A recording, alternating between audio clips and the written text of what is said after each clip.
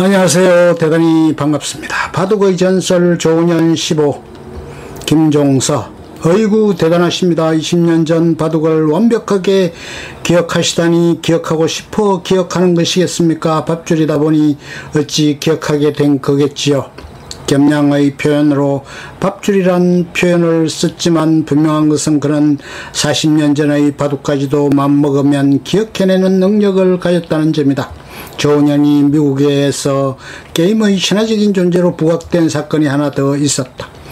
스토리 초반부에 언급한 체스 챔피언과의 친선대국 해프닝이 바로 그것. 바둑 외교의 사절로 어느 날 체스 클럽에 방문한 조은현에게 클럽 관계자가 체스 한 판을 권유했다. 바둑과 체스의 형태는 다르지만 당신이 게임의 고수라면 그래도 뭔가 보여줄 수 있는 게 아니냐는 제의였다. 물론 조은현은 그때까지 체스의 룰조차도 모르는 상태였다. 그러나 호기심 많은 조은현은 흔쾌히 응했다. 그는 이미 체스의 명인들의 게임을 두세 편쯤 치밀하게 관전하고 난 상태였다. 어쨌거나 관계자의 주선으로 체스 챔피언과 바둑 챔피언의 맞대결이 벌어지게 되었다. 첫 판은 조은현의 완패. 룰을 제대로 몰라 우왕좌왕하다가 그대로 밀려버렸다. 아무리 친선이라도 상대가 되지 않는 대국은 싱거운 법. 그러나 조은현은 체면 따위는 아랑곳하지 않고 다시 말들을 원위치로 도열시켰다. 한 번 더 두어보자는 도전이었다. 그 두 번째 판에서 조은현은 주위의 예상을 뒤엎고 통쾌하게 체스 챔피언을 꺾어버렸다. 클럽에 있던 모든 사람들이 경악해서 입을 다물지 못했다. 혹시 저 사람이 체스도 잘 두었던 거 아냐? 하고 의심하는 사람들도 있었다지만 조은현은 그 이전에도 이후에도 체스를 두어본 적이 없었다. 어떻게 이겼을까? 구경하는 동안 이기는 걸 몇 가지 봐두었었다.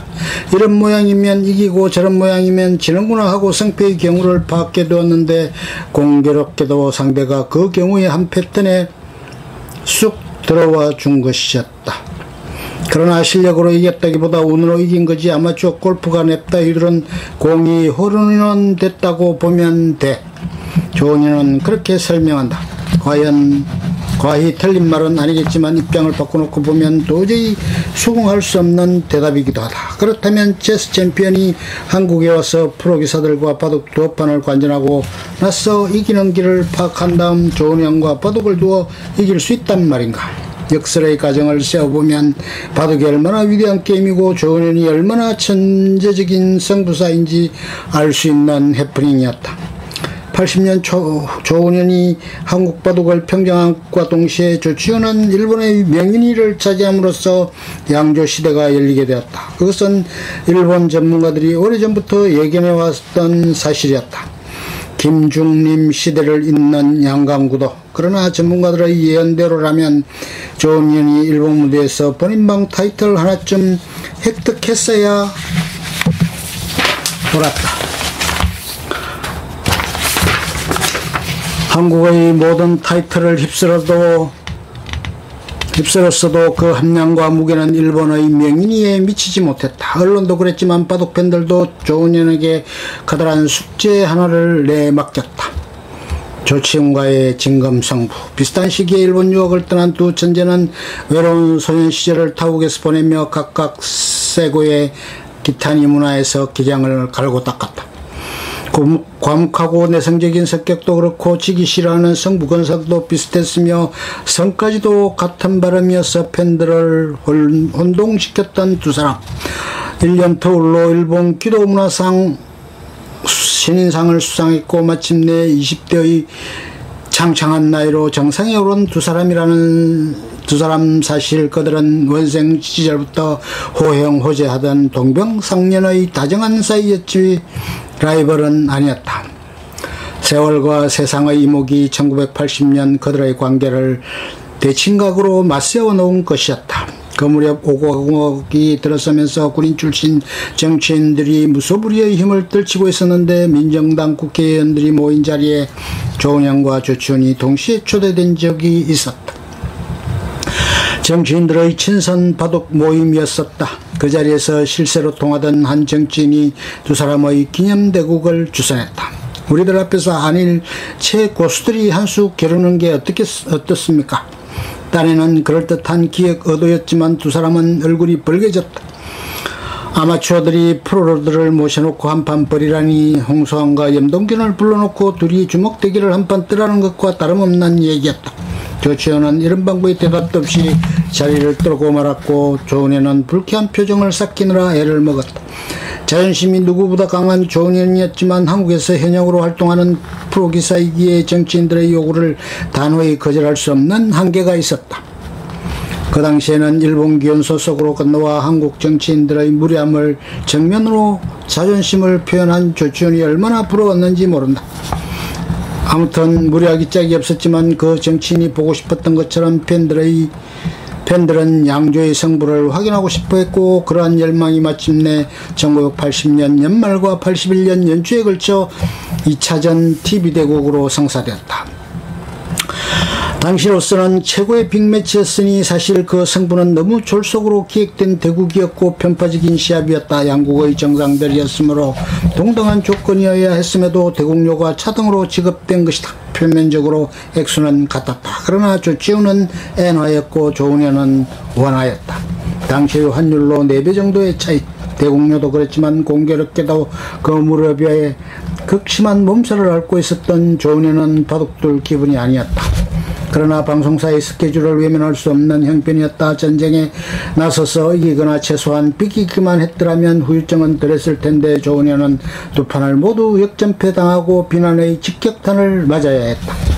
그러면 그렇지 일본의 명인한테는 역시 안 돼. 바둑을 두면서 다리를 사시나무 떨듯 떠는 매너는 뭐야? 패자에 가당치 않은 화살이 무더기로 쏟아졌다.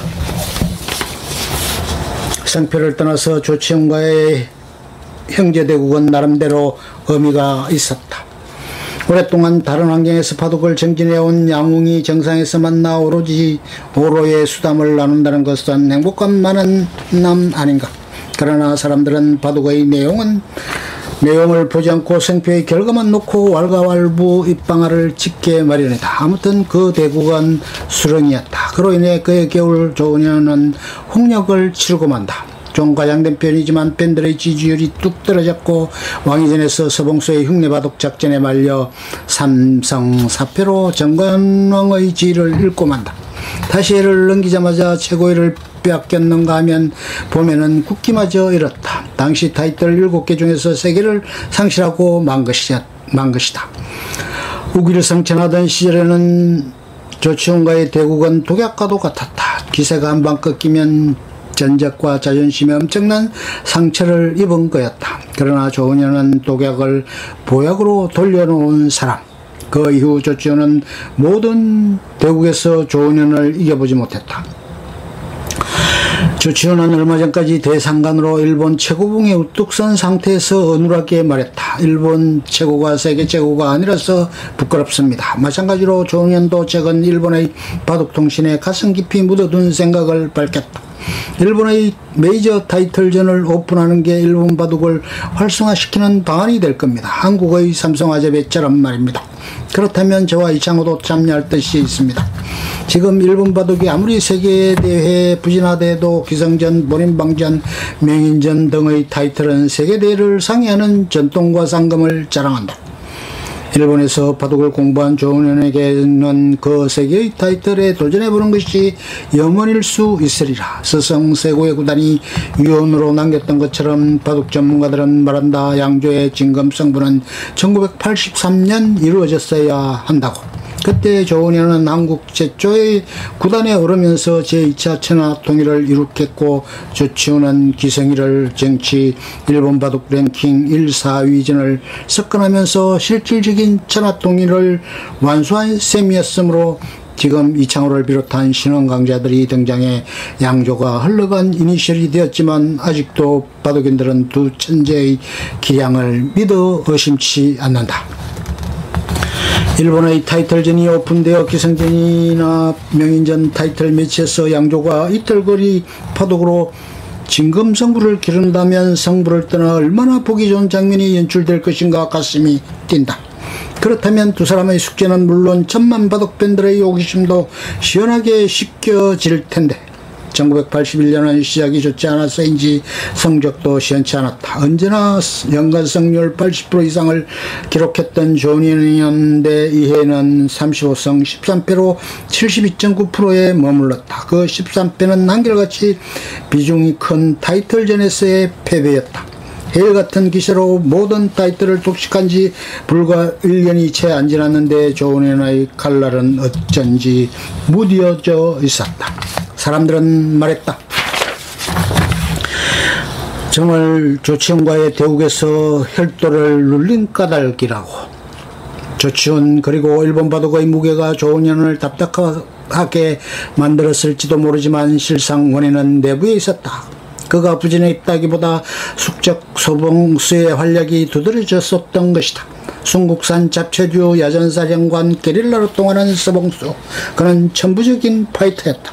조남철, 김인, 윤기현, 하찬석, 조은현으로 이어지는 일본 유학 바국수 인맥들에 비하면 바둑의 학력이 뜨겁이 딸렸지만 스스로 승부의 독도법을 터득한 또 다른 천재였다. 그 괴초식의 현대바둑의 대명사로 통하던 조남철 국수가 무릎을 꿇었고 천하의 조은현도 15년 동안 시달려야 했었다. 만약에 소봉수가 없었더라면 조은현의 위대한 성취도 빛이 발했을지 모른다. 국내 타이틀 천하 통일의 시기도 빨라졌을 것이고 기간도 훨씬 길어졌을 것이기 때문이다. 마찬가지로 서봉수도 조은현이라는 강력한 상대가 있어 일치월장했음을 부인하지 않는다. 동시대에 등장한 두 동갑내기 승부사들은 어느 순간 단숨에 정상에 올라 치열한 혈전을 벌였다. 한 걸음 먼저 명인산맥에 오른 서봉수 5년 정도의 예열 기간을 거친 뒤 모든 산맥을 종주해버린 조은현. 두 사람의 피말리는 전쟁은 그 당시에 관찰활동을 누비던 모든 기사들을 술마시게 만들었었다. 주영과 조연, 나머지는 모두 엑스트라였으니까. 그리하여 최대의 타이틀전이 열려도 기사들은 시큰둥했었다. 또 조은현과 서봉수야. 그러나 주위의 눈살에 아랑곳하지 않고 양궁한 숙적과의 승부에 모든 것을 내던졌다. 그만큼 바둑은 살벌했다. 그에 따라 관계마저도 소원할 수밖에 없었다. 복귀를 하지 않는 것은 기본이었고 번외에서 잡담조차도 건네지 않을 정도였다. 신경전도 치열했다. 상대가 장구하는 동안 잡지를 보는가 하면 한술 더 떠 수면을 취하는 경우도 있었다. 조은현의 쾌속 행마에 당할 대로 당한 서봉수는 비장의 흉내바둑을 들고 나와 재미를 보기도 했었다. 조은현의 바둑이 밝고 화사하다면 서봉수의 바둑은 음침하면서 서늘했다. 무사와 자객의 이미지. 그들의 전쟁은 장장 15년 이상 이어지며 300판을 훌쩍 넘겼다. 세계바둑세에 이처럼 두 사람의 대국이 많은 사례는 없다. 전적은 정확히 2대1 비율. 정통파 조은현이 앞선다. 그러나 서봉수를 2인자로 부를지언정 패자로 부르진 않는다. 야성의 화신 서봉수는 조은현에게 무수한 펀치를 맞았지만 단 한 번도 넉다운 당해본 적이 없다. 밟힐수록 강해지는 보리싹처럼 바람에 쓰러졌다 일어나는 들불처럼 끊임없이 되돌아와서 선전포고를 날렸다. 그리하여 제2의 응창기배를 먹었고 94년 1전성을 돌파했는가 하면 97년 제5회 진로비에서 파죽의 9연승으로 세계를 놀라게 하지 않았던가. 세계 최강 조은현의 스파링 상대로 몇 집을 키운 서봉수는 어느 순간인가 고산줄령이 되어 있었다.